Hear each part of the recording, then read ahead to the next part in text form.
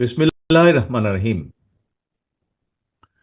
National people's party এনপিপির 18তম প্রতিষ্ঠাবার্ষিকী উপলক্ষে আজকের এই আলোচনা সভার সম্মানিত সভাপতি ডক্টর ফরিদুজ্জামান ফরিদ, উপস্থিত বিভিন্ন শ্রেণী পেশা, জ্ঞানী গুণী বিশিষ্টজন, উপস্থিত জাতীয়তাবাদী সমমনা জোটের নেতৃবৃন্দ, শিক্ষাবিদ, সিভিল সোসাইটির প্রতিনিধিগণ এবং সামনে উপস্থিত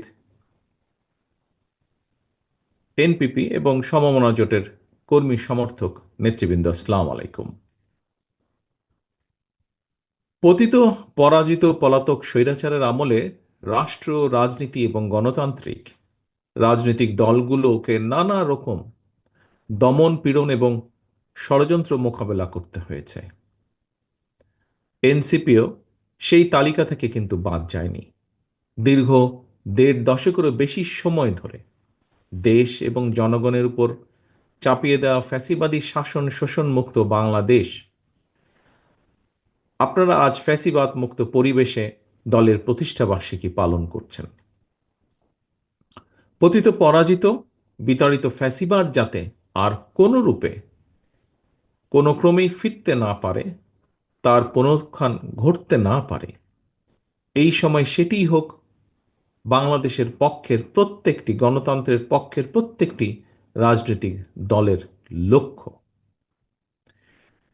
প্রিয় উপস্থিতিবৃন্দ, ফ্যাসিবাদের পথ রুদ্ধ করে রাষ্ট্র, সরকার এবং রাজনীতির গুণগত পরিবর্তনের জন্য দরকার প্রয়োজনীয় সংস্কার।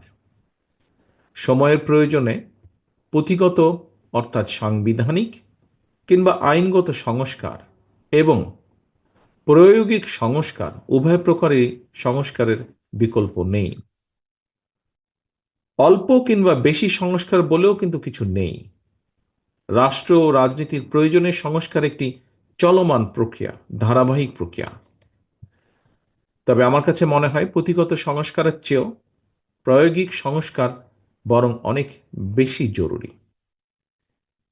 উপস্থিতিবৃন্দ, এই কথাটি বলার অর্থ হল আমাদের বর্তমান সংবিধানের ৬৫-র ২ অনুচ্ছেদ লঙ্ঘন করে জনগণের ভোট ছাড়াই ২০১৮, ২০১৪ এবং ২৪ সালে নির্বাচনে নামে প্রহসন চালিয়ে যে কথিত সংসদ এবং সরকার প্রতিষ্ঠিত করেছিল, সংবিধানে জনগণের সরাসরি ভোটের অধিকার দেওয়া থাকলেও জনগণকে কিন্তু সেদিন